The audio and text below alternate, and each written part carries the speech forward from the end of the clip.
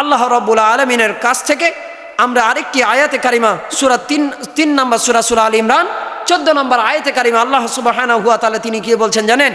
যুয়িনা লিন-নাসি হুব্বুশ শাহাওয়াতি মিনান নিসা ওয়াল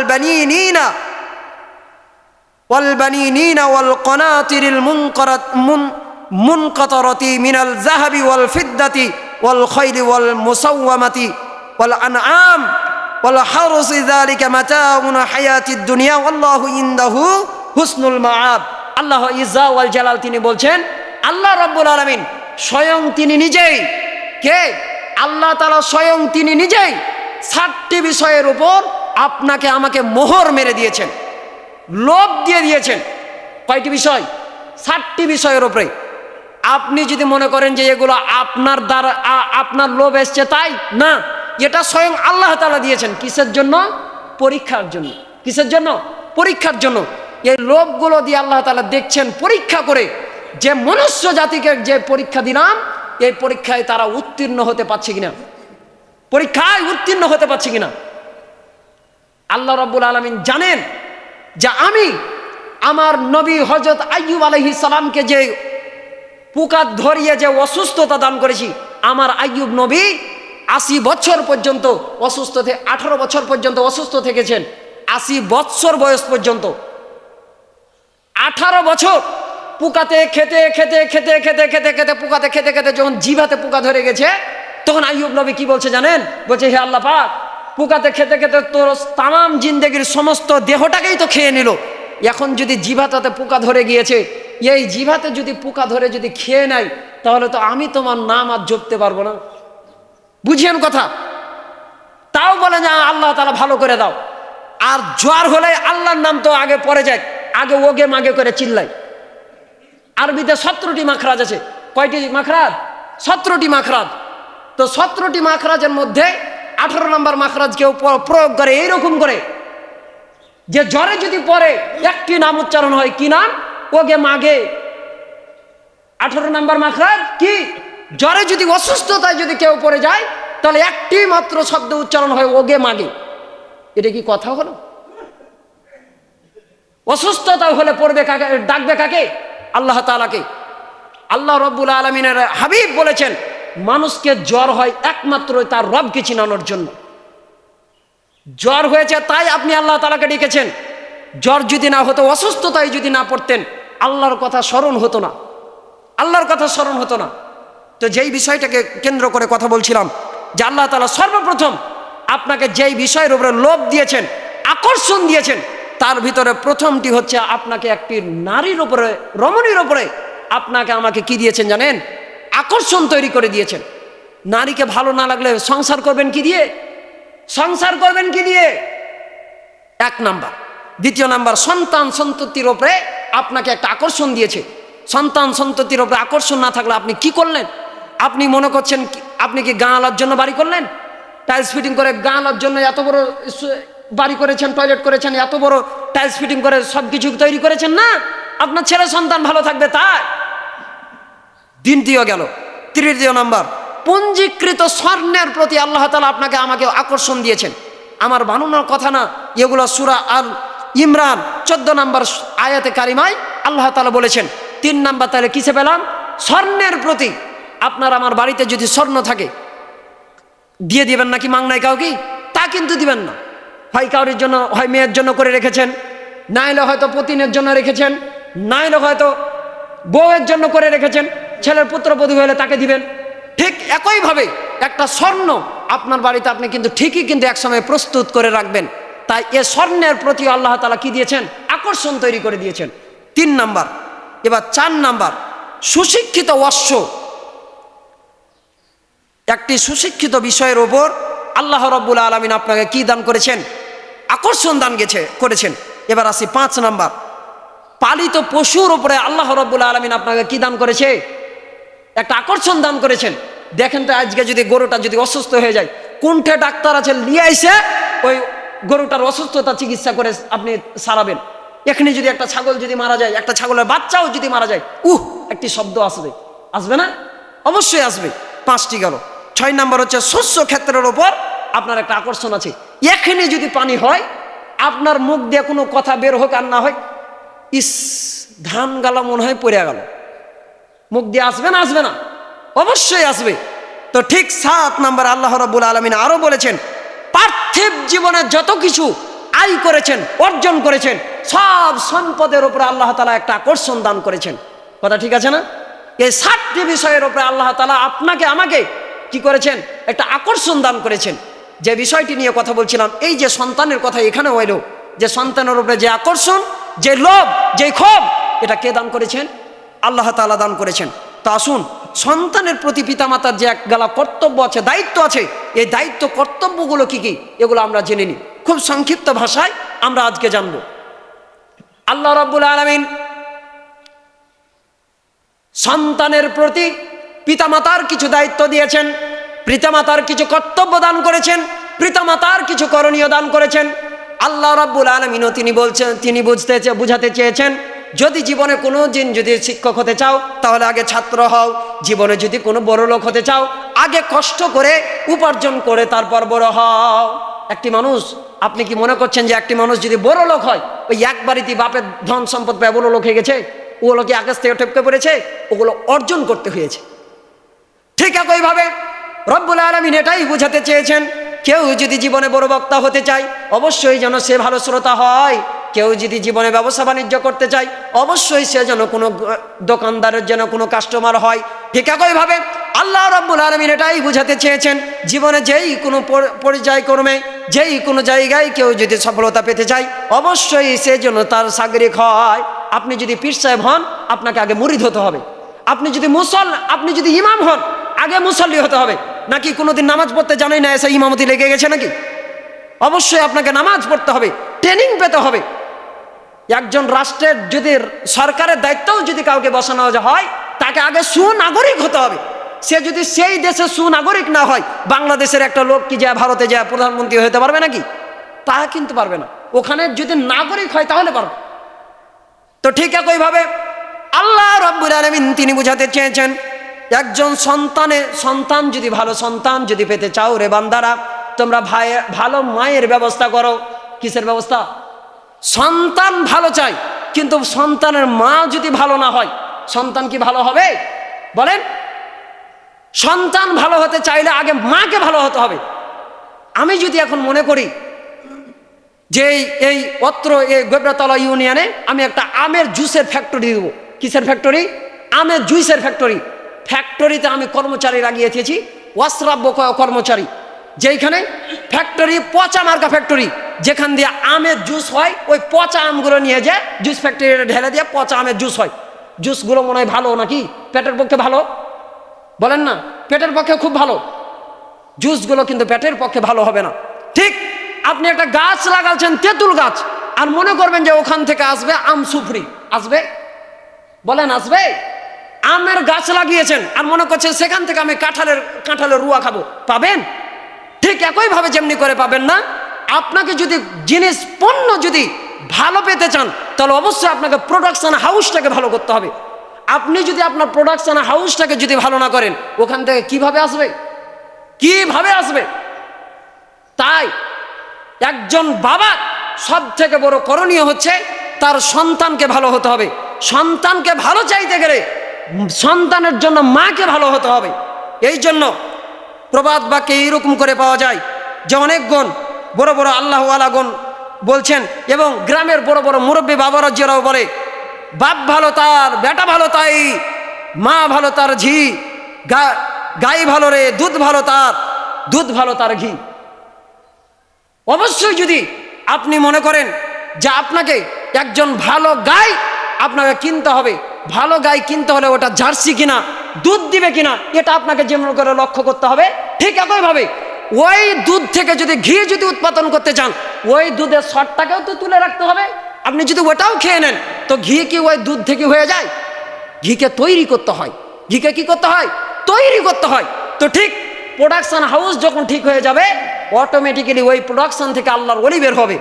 আর আপনি বিয়ে করবেন বেগানা নারীকে, যে নারী কোনোদিন নামাজ পড়বে না, রোজা করবে না, কোরআন তেলাওয়াত কি জিনিস জানে না, কোনোদিন কুরবানি কি জিনিস জানে না, স্বামী কি জিনিস চেনে না, সংসার কি জিনিস চেনে না, শ্বশুর কি জিনিস চেনে না, শাশুড়ি কি জিনিস চেনে না, আপনি মনে করছেন ওই মেয়ের গর্ভ থেকে সন্তান আসবে আর আপনাকে ভালোবাসবে? হরগিজ নেভা। ওর পেট থেকে যে সন্তান আসবে, আপনি বিয়ে দিয়ে বউ নিয়ে আসবেন, ওর শাশুড়িকে, ওর শ্বশুর শাশুড়িকে সাথে যে ব্যবহার করেছে আপনার সাথে ঠিক একই ব্যবহার করবে।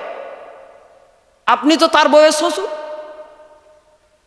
তাই অনেক সন্তান আছে মনে করে কেমন জানেন, নিজে ভালো না হলেও সন্তানকে ভালো হওয়ার চেষ্টা করে, যে হয়তো আমি ভালো না কিন্তু সন্তানটা ভালো হয়।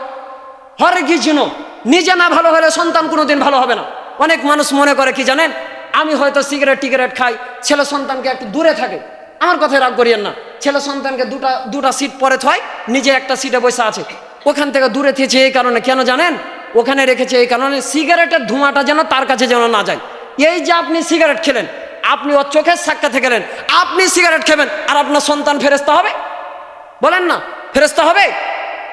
ঠিক একইভাবে যেমনি করে ফেরেশতা হবে না, ঠিক একইভাবে আপনি যদি সন্তানকে যদি ভালো করতে চান, আপনাকে ভালো হতে হবে। 1 নাম্বার করণীয়, সন্তান ভালো চাইলে আপনাকে আপনার স্ত্রীকে আগে ভালো হতে হবে। আপনি যদি প্রোডাকশন হাউস যদি ঠিক থাকে, ইনশাল্লাহ যেই ফলগুলো আসবে, যেই কাজগুলো আসবে, ভালো আসবে।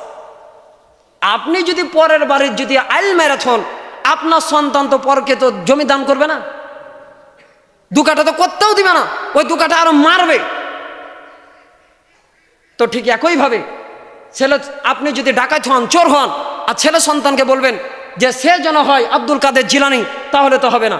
কোনোদিন নামাজ পড়েননি, রোজা করেননি, ছেলে সন্তানকে বলেন যে ছেলে সন্তানকে বিয়াদব, এই দোয়াব সেই দোয়াব বলে আপনি গালি দিবেন, সেই ছেলে সন্তান মানুষ হবে না। তাই ছেলে সন্তানকে মানুষ করতে হলে প্রোডাকশন হাউসকে মানুষ করতে হবে। এই জন্য আল্লাহ তাআলা বলছেন, আল্লাহ রাব্বুল আলামিন সূরা ফুরকান 25 নম্বর সূরা আর 74 নম্বর আয়াতে কারিমে আল্লাহ তাআলা বলছেন, ওয়াল্লাযীনা ইয়াকুলুনা রাব্বানা হাব লানা মিন আজওয়াজিনা ওয়া যুররিয়াতিনা কুররাতা আ'য়ুনিন ওয়াজআলনা লিল মুত্তাকিনা ইমামা। নেক সন্তান যেমন চাইতে হবে আল্লাহ তাআলার কাছে, নেক স্ত্রীও চাইতে হবে কার কাছে? আল্লাহ তাআলার কাছে। 25 নম্বর সূরা 74 নম্বর আয়াত সূরা ফুরকানের আল্লাহ তাআলা বলছেন, তোমরা নেক সন্তান আর নেক স্ত্রী কার কাছে চেয়ে নাও। প্রেম করে চাওয়া যাবে না, চাইতে হবে কার কাছে? আল্লাহ তাআলার কাছে। আল্লাহ ভাগ্যে যেটা রেখেছে, পিতামাতা যার সাথে দিবে তার সাথেই দেখবেন যে সুখ শান্তিতে পাবেন। কারণ আপনি প্রেম করে বিয়ে করে নিয়ে আসলে, আপনি হয়তো পাইট খেটে সারাদিন কর্ম করে আপনি নিজে এসে খাবার খাবেন বসে থেকে, আপনাকে রাত্রিবেলা দেরি করে আসবেন, কবে যে যাও যা ভাত খুলে খেয়ে এলাও, ভাত খুলে খেতে বসবেন। আর বাপ মা যদি আপনার বিয়ে দেয়, আপনি বসে বসে খাবেন। কারেন্ট যদি না থাকে, ফ্যানে পাখার বাতাসটা অটোমেটিক্যালি পাবে। কে করবে? ওই যে বাপ মা চোখে দেখে ভালো দেখে বিয়ে দিয়েছে, তখন আপনার পাখার বাতাস অটোমেটিক্যালি দেখবেন যে বউ আপনার পাঞ্জরে করছে। পাখার বাতাস যদি খেতে চান, তাহলে অবশ্যই বাপ মার কথাতে রাজি হয়ে যাবে। তাই চক্ষু শীতলকারী যেমনি করে সন্তান দিতে পারে আল্লাহ রাব্বুল আলামিন, চক্ষু শীতলকারী তেমনি করে স্ত্রীও দিতে পারে কে? আল্লাহ রাব্বুল আলামিন। তবে একটা কথা আছে, আপনি যাকে তাকে ধরে দিবেন আর কানা লাগা বাগুন দিয়ে এসে ধরিয়ে দিবেন ছেলে সন্তানের হাতে, সেটা হবে না, সেটাও হবে না। আপনাকে অবশ্যই যেই মেয়েটাকে পছন্দ করবেন, ওটা আপনার ছেলে সন্তানের ভালো লাগতে হতে পারে। ওটাকে যদি ভালো না লাগে, তাহলে তো আপনি যাকে তাকে দিয়ে দিবেন, সংসার অশান্তি হবে, মরে যাবেন, বলবে যে কাকে একটা ধরে দিয়ে চলে গেলি, সারাদিন কিরায়াত গাল দিবে। তাই ছেলে সন্তানের সাথে বাপ মার এই মিলটা করে আমাদেরকে এই দিকটা চিন্তা ভাবনা করে রাখতে হবে। তারপরে আল্লাহ রাব্বুল আলামিন তিনি বলছেন, দ্বিতীয় নাম্বার আমাদের করণীয় হচ্ছে যে আল্লাহ রাব্বুল আলামিন তিনি বলছেন উত্তম সন্তান কামনা করা। দ্বিতীয় নাম্বার, সন্তানের ওপর পিতামাতার যেই কর্তব্য, 1 নাম্বার পেলাম যে ভালো মায়ের ব্যবস্থা করা, দ্বিতীয় নাম্বার কি পেলাম? উত্তম সন্তান কামনা করা। সন্তান কামনা করতে হবে কার কাছে? আল্লাহ তাআলার কাছে। কোনো পীর দিতে পারে না, কোনো মাজার পূজারি দিতে পারে না, কোনো কবিরাজ দিতে পারে না, সন্তান দিতে পারে কে? আল্লাহ রাব্বুল আলামিন। এইরকম করে কুরআনুল কারীমে একটা সূরাতে আল্লাহ রাব্বুল আলামিন হযরত জাকারিয়া আলাইহিস সালাতু ওয়াস সালামের কথা বলা হয়েছে একটি সূরার আয়াতে কারিমায়। আল্লাহ রাব্বুল আলামিন এই জাকারিয়া আলাইহিস সালাতু ওয়াস সালামের বয়স ছিল 99 বছর। আল্লাহ তাআলা তাকে তখন পুত্র সন্তানের বাবা করেছেন। তিনি হযরত মরিয়ম আলাইহিস সালাতু ওয়াস সালামকে তিনি দেখেছিলেন বাইতুল মুকাদ্দাসে, এই বাইতুল মুকাররমে মরিয়ম আলাইহিস সালাতু ওয়াস সালাম কি করত? ঝাড়ু দিত, খেদমত করত, খাদেমের দায়িত্ব পালন করত। ওকে দেখে জাকারিয়া আলাইহিস সালাম ভাবছেন, ইসরে আমার যদি এরকম একটা ছেলে সন্তান থাকতো, আমি এমনি করে কি করতাম, একটা ছেলে সন্তানকে লালন পালন করতে পারলে হয়তো ছেলে সন্তানটা আমার এরকম পরহেজগারী হতো। তখন আল্লাহ তাআলা দোয়া সঙ্গে সঙ্গে কবুল করেছে। দোয়া করতে হবে এইরকম করে, আল্লাহ তাআলা চক্ষু শীতলকারী একটা সন্তান দাও। এই জন্য আল্লাহ তাআলা দোয়াও শিখিয়ে দিয়েছেন, রব্বি হাবলি মিনাস সালিহিন। ইমাম সাহেব মোনাজাতে কি পড়ে কিছুই জানেন না। একদিন 25 বছর ধরে এক মুসলমান মসজিদের গোড়া দিয়ে যায়, 25 বছর ধরে এক মুসলমান মসজিদের গোড়া দিয়ে যায়। তো প্রতিদিন শুনে যে ইমাম সাহেব বলে যে সামি আল্লাহু লিমান হামিদা, কি বলে? সামি আল্লাহু লিমান হামিদা। আর এক ভট্টাচার্য যে পণ্ডিত হিন্দু পুরোহিত, সে প্রতিদিন ওই রাস্তা দিয়ে যায়, ও 25 বছর ধরে দেখছে যে ইমাম সাহেব পড়ে সামি আল্লাহু লিমান হামিদা। তো ইমাম সাহেবের এই কথা শুনে একদিন পণ্ডিতও খারালছে আর মুসল্লিও খারালছে মুসলমান, দুটাতে গল্প হচ্ছে এটাই যে আচ্ছা এই যে প্রত্যেক দিন ইমাম সাহেবটা তোমার ঘে, হিন্দু কয়েছে প্রত্যেক দিন ইমাম সাহেবটা তোমার ঘে প্রতিদিন সামি আল্লাহ সামি আল্লাহ সামি আল্লাহ হুলিমান হামিদা কহে, আচ্ছা সামিয়া মেয়েটা কেটা, কথাটা বুঝিয়েন? প্রতিদিন যে ইমাম সাহেব সামি আল্লাহ হুলিমান হামিদা বলে, তো সামিয়া মেয়েটা কেটা? বুঝি কে জানি, হইতে পারে হয়তো মোরল সর্দারের কোনো বেটি টেটি, হয়তো লাইন টেন থাকতে পারে। কে বলছে? ওই মুসলমান কয়েছে লাইন টেন থাকতে পারে। ওই 25 বছরের হিন্দু ও যেমন মূর্খ, এই 25 বছরের মুসলমান সেও যে রাস্তা দিয়ে যায় ও মূর্খ, দুটা একই বিষয়। 10 বছর ধরে ছেলে সন্তানকে কোরআনের হাফেজ বানানোর পর এলাকাতে নিয়ে আসলেন। ইমাম সাহেব একদিন নাই, আপনার ছেলে সন্তানটাকে বললো যে একদিন যেন সে খুতবা দেয়। কি দেয়? খুতবা দেয়। ভালো কথা তো, গ্রামের একটা ছেলে যদি মসজিদে দাঁড়িয়ে যদি খুতবা দিতে পারে, আপনাদের বুকের এই বুকটা আরো সিনা টান টান করে আপনারা বলতে পারবেন গ্রামে একটা খুতবা দেওয়ার মতো যোগ্য একটা উত্তরসূরি ছেলে জন্ম নিয়েছে। আপনি নিজে টান টান করে বলবেন। কিন্তু ওই ছেলে সন্তান যেমনি খুতবা দিয়ে উঠেছে, কি বলছে জানেন? ছেলে সন্তান বলছে নাহমাদু ওয়া নুসাল্লি আলা রাসূলিল কারীম আম্মা বাদ। বাপ কিন্তু বসে আছে ডাইন দিকে, বাপ কইছে সুবহানাল্লাহ, নাহমাদু ওয়া নুসাল্লি আলা রাসূলিল কারীম আম্মা বাদ। আজ যদি তুই মাকে বাদ দিয়ে দিস, কাল তো তুই বাপকেও লাত মেরে বের করে দিবি। বুঝতে পেরেছেন? তাই ছেলে সন্তানকে সুশিক্ষায় শিক্ষিত করে একজন আদর্শ নাগরিক হিসেবে গড়ে তুলতে হবে, এটা আমাদের দায়িত্ব। তাই ছেলে সন্তান চাইতে হবে আল্লাহ তাআলার কাছে, বলতে হবে রব্বি হাবলি মিনাস সালিহিন। ইমাম সাহেব যদি রব্বি হাবলি মিনাস সালিহিন কয় তাহলে লাভ নাই, ওটা তো ইমাম সাহেবেরই সন্তান হবে খালি, আপনার আমিন বলে তো লাভ নাই। তাই আপনার ছেলে সন্তানের দোয়া আপনাকেই করতে হবে। কার কাছে? আল্লাহ তাআলার কাছে। আসুন 3 নম্বরে আল্লাহ রাব্বুল আলামিন তিনি বলছেন সন্তান লাভে আল্লাহ তাআলা শুকর আদায় করতে হবে। সন্তান চেয়েছেন ছেলে, হয়ে গেল মেয়ে, কষ্ট পেলেন নাকি? বলেন, চেয়েছিলেন ছেলে, হয়ে গেল মেয়ে, কষ্ট পেলেন নাকি? কখনো কষ্ট পাওয়া যাবে না। ছেলে চেয়েছেন, হয়ে গেছে মেয়ে, মেয়ে চেয়েছেন, হয়ে গেছে ছেলে, চেয়েছিলেন সাদা, হয়ে গেছে কালো, চেয়েছিলেন কালো, হয়ে গেছে সাদা। মন খারাপ করে বেজার যদি হন, আল্লাহ তাআলা এই নিয়ামত থেকে আপনাকে পরের পর বঞ্চিত করে দিবে।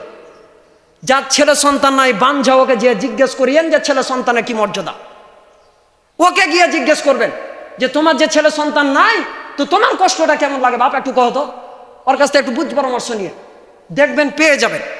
5 নাম্বার। 4 নাম্বার, ছেলে সন্তান মেয়ে সন্তান যেই হোক, আপনাকে আজান দিতে হবে, আজান আর একামত দিতে হবে। ডান কানে আজান দিবেন, বাম কানে একামত দিবেন। আপনি দেন, আপনার ছেলে দেখ, আপনার নাতি দেখ, আপনার পোতা দেখ, যেই দেখ, কিন্তু আজান আর একামতটা তার জন্মের পর তার আজান দিতে হবে, একামত দিতে হবে। অনেক মানুষ যখন বিয়াদবি করে তখন আমরা ভুল বাক্য উচ্চারণ করি। কিভাবে জানেন? কি বাবা তোর জন্মের পরে কি তোর বাপ মা কানে আজান দেয়নি? এ কথাগুলো কিন্তু বলা ঠিক না, এ কথাগুলো কি বলা ঠিক না। তাই আসুন 5 নাম্বার হচ্ছে তাহানিক করা। কেমন তাহানিক করা? ছেলে মেয়ে যেই হোক জন্মগ্রহণ করার পরে একটু খেজুর হলো, মিষ্টি দ্রব্য কোনো কিছু হলে চাবিয়া তার মুখের ভিতরে দিতে হবে। সে যদি একটু জিবাটা নাড়িয়েও সে যদি চুষে, এটা হচ্ছে রাসূল সাল্লাল্লাহু আলাইহি ওয়াসাল্লামের সুন্নাহ, তিনি আদেশ করেছেন। 6 নাম্বার, মায়ের দুধ পান করা। আল্লাহ রাব্বুল আলামিন সূরা বাকারার 233 নম্বর আয়াতের প্রথম অংশে তিনি বলেছেন যে তোমরা পূর্ণ 2 বছর তোমরা পূর্ণ করে ছেলে মেয়ে উভয় সন্তানকে তোমরা দুধ পান করাও। এখন অনেক মা আছে, যেই মারা কি করে জানেন? 1-2 বছর 1 বছর হয়তো পান করায় বা হয়তো 5 মাস 6 মাস অসুস্থ হয়ে যায়, তাই ফিডার খাইয়ে রেখে দেন। ফিডার খাইয়ে খাইয়ে মানুষ করে না, ফিডার খাইয়ে মানুষ করার থেকে নিজের বুক থেকে যে নিয়ামত আল্লাহ তাআলা দান করেছি এটা আপনাকে খাওয়াতে দিতে হবে, এটা আপনাকে বাড়িতে জারি করতে হবে। 7 নাম্বার আকিকা করা, সুন্দর একটা নাম রাখা, মাথাকে হলক করা, মাথাকে আপনার ব্যাল করতে হবে, হলক করতে হবে, আকিকা দিয়ে সুন্দর একটা নাম চয়ন করতে হবে। আপনি যদি নাম রেখে দেন বুলেট, ডাব্লিউ, সুইচ, ছেলে সন্তানের উপরে কি প্রভাবটা আসবে? আল্লাহ রসুল বলেছেন কিয়ামতের ময়দানে, হাসরের ময়দানে যখন হিসাব গ্রহণ করা হবে, হিসাবের খাতা খুলে আল্লাহ রাব্বুল আলামিন নাম ধরে ডাকবে। আজকে সুইচ খেয়েছেন, সুইচ বলে ডাকবে, নাম খেয়েছেন যেটা সেটা বলেই ডাকবে। আর আল্লাহ রসুল সাল্লাল্লাহু আলাইহি সাল্লাম হাদিসের ভিতর থেকে পাওয়া যায়, ছেলে সন্তানকে যদি পড়াতেন মাদ্রাসায়, ক্লাস 10-এ পড়লেই 9-এ পড়লেই বুঝতে পারত যে নাম তো আর কি হাদিসগুলো ওই ক্লাস 9-10-ই পড়া। হাদিস পাক থেকে পাওয়া যায়, মিসকাতুল মাসাবের হাদিস, আল্লাহ রসুল বলেছেন একটা মানুষের নাম যেমনি করে রাখা হয় ওই নামের প্রভাব, আরবিতে নাম রাখবেন ওই নামের প্রভাব তার উপরে পড়বে। আপনার ছেলে সন্তানের নাম রেখেছেন আব্দুর রহমান, সে দয়ালু হবে, কর্কশভাষী হবে না, খারাপ আচরণ করবে না। নাম রেখেছেন আব্দুর রহমান, নাম রেখেছেন আব্দুল গাফফার, মানুষের উপর কণ্ঠ তো বোধ করবে না। নাম রেখেছেন আব্দুল কুদ্দুস, কত সুন্দর নাম, কত সুন্দর সুন্দর নাম আছে। এই সুন্দর সুন্দর নামগুলো ধরে ধরে আল্লাহ রাব্বুল আলামিন ডাকবে, তেমনি করে আপনার জীবনের উপরে তা পরিলক্ষিত হবে। যারা এখনো যারা পিতামাতা হতে পারেননি, হলে সুন্দর সুন্দর আরবি নাম ধরে চয়ন করে নাম রাখবেন। কোনো ইংরেজি নাম রেখে, কোনো বাংলা নাম রেখে ফায়দা নাই। আসুন 8 নাম্বার হচ্ছে খাতনা দেওয়া। কি দেওয়া? খাতনা দেওয়া, সঠিক সময় খাতনাটা দিবেন। 9 নাম্বার হচ্ছে কোরআনকে শিক্ষা দেওয়া। এই যে বললাম, কোরআন যদি শিক্ষা না দেয়, আজকে যদি বলে আল্লাহ নাহমাদু ওয়া নুসাল্লি আলা রাসূলিল কারীম আম্মা বাদ, কালকেই মনে করবে যে তাহলে আব্বাবাদ খেয়ে আমাকে গেট আউট করবে। তাই যদি দেখবেন অনেক ওলামা ইকরাম ওনাদের ছেলে সন্তানদের বাপ মা ওনারা যায় না বৃদ্ধাশ্রমে, ওনারা যায় না ওই জুদা হইতে। জুদা হয় কারা? আমাদের মতন গণ্ডমূর্খর ছেলে সন্তানেরা, যারা কোরআন শিখি না, হাদিস শিখাইতে পারি না। এদেরকে আমরা যে বলো, আমরা জানছি যে আমরা কোরআন শরীফ শিখিয়া আমরা কিছু একটা ভালো কিছু করতে পারবো, তারপর আমরা করছি না। আমরা জানি বুঝি কিন্তু মানি না, আমরা জানি বুঝি কিন্তু কি করি না, মানি না। আসুন 10 নাম্বার হচ্ছে 7 বছরে নামাজের আদেশ করা। 7 বছরে কিসের আদেশ করা? নামাজের আদেশ করা। নামাজের আদেশ করতে হবে, আঙ্গুল ধরে ধরে নামাজে নিয়ে যেতে হবে। নামাজ পড়বেন না আপনি আর মনে করবেন ছেলে সন্তান হবে আব্দুল কাদের জিলানি, নাকি ছেলে সন্তান আব্দুল কাদের জিলানি হবে না। আপনি যদি আঙ্গুল ধরে ধরে আসেন, নামাজ পড়তে নিয়ে আসেন, ঘাড়ে করে নিয়ে আসেন, কোলে করে নিয়ে আসেন, ছেলে সন্তান নামাজি হবে। আপনি নামাজি না হলে ছেলে সন্তানও নামাজি হবে না। 12 নাম্বার হচ্ছে আপনাকে কি 11 নাম্বার হচ্ছে আপনাকে সাঁতার বা তীর চালানো শিক্ষা দিতে হবে, ঘোড়ায় চড়ানো শিক্ষা দিতে হবে। রাসূলের যুগে তখন ঘোড়া ছিল, তাই ঘোড়ানে চড়ানো শিক্ষা দিতে হতো। এখন কিন্তু ঘোড়া নাই, এখন পানিতে সাঁতার কাটা শিখাতে হবে, মোটরসাইকেল চালানো শিখাতে হবে। বয়স হলে, প্রাপ্ত বয়স হলে তাকে মোটরসাইকেল সাইকেল চালানো শিক্ষা দিতে হবে। পরের দেখে দেখে চুরি করে করে করে করে করে বাহিবে, অ্যাক্সিডেন্ট হয়ে গেলে আপনার ঘরেই দোষটা পড়বে, নিয়ে যেতে হবে আপনাকে। তাই সঠিক সময়ের পূর্বে সাইকেল চালিয়ে খুব তাকে নিয়ে স্নেহ করে, আদর দিয়ে, ভালোবাসা দিয়ে আপনাকে কি করতে হবে, তাকে আপনাকে তার যেন সে যেন চলতে পারে, এই চলন ফিলন যেন ভালোভাবে ঠিক করতে পারে, এই দীক্ষাটা দিতে হবে।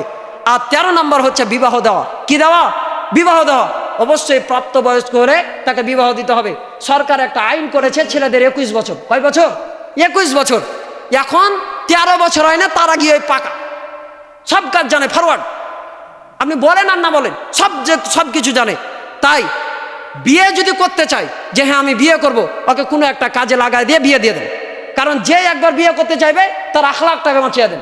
ওই যে বলেছে, মুখ ফসকে বলুক আর যেই বলে বলুক, আবেগে বলুক আর বিবেক দিয়ে বলুক, বলেছে তখন বিয়ে দিয়ে দিবেন। বিয়ের ক্ষেত্রে আল্লাহ রসুল সাল্লাল্লাহু আলাইহি সাল্লাম বলেছেন, বিয়েতে পাত্রী দেখার ক্ষেত্রে 4টা বিষয়কে লক্ষ্য করতে হবে। 1 নাম্বার তার সম্পদ আছে কিনা, মেয়ের সম্পদ আছে কিনা। 2 নাম্বার তার বংশমর্যাদা ঠিক আছে কিনা। 3 নাম্বার তার রূপ সৌন্দর্য ঠিক আছে কিনা। আর 4 নাম্বার হচ্ছে দিনদারিতা ঠিক আছে কিনা। 3টাই যদি না পায়, দিনদারিতা যদি ঠিক থাকে, বিয়ে দিয়ে দেন, ভালো হবে, ভালো হবে। হারাম দিকে না যে, খারাপ কাজ না করে, অশ্লীলতা না করে, কারোর সাথে পরকীয়া না করে, জেনা না করে, ভালো থাকুক। ও যদি জেনা করে আপনার মেয়েটা যেমন বদখাচিরা হবে, যার ছেলে জেনা করবে সে আপনাকেও জাহান্নামে নিয়ে যাবে, ওকেও জাহান্নামে নিয়ে যাবে, সবাইকে জাহান্নামে নিয়ে যাবে। তাই জাহান্নাম থেকে পরিত্রাণ হতে হবে। আর 13 নম্বর হচ্ছে উত্তরাধিকারীর একটা আইন আছে। সূরা নিসায় 11 নম্বর আয়াতে কারিমায় উত্তরাধিকারীর একটা আইন আছে। ফারাইজ যেটা বলে এই উত্তরাধিকারীর আইন, যেমন সন্তানকে যা দিবেন তার অর্ধেক দিতে হবে কাকে? মেয়েকে দিতে হবে। আপনি যে মনে করলেন ছেলের সন্তান ওই জুদা হয়ে গেছে তাই ওকে ভ্যাক করে লাত মেরে ফেলে দিল, ওকে কোনো কিছুই দিব না, ওই হাঁকে দেখেনি তাই কিছু দিব না, না, ওর অংশ তাকে বুঝিয়ে দিতে হবে। সে আপনাকে রাখুক আর নাই রাখুক। আসুন আজকে জানলাম যে সন্তানের প্রতি পিতামাতার কি হক আছে, অঙ্গীকার আছে। এখন তো ছেলে পিলে সব খুশি, আমার বাপ মারাকে দিলে আছিল একেবারে বাঁচ নাকি মনে করে না। সামনে জুমাতে পিতামাতার উপরে কি হক আছে, কি করণীয় আছে, সামনে জুমায় জানবো ইনশাআল্লাহ।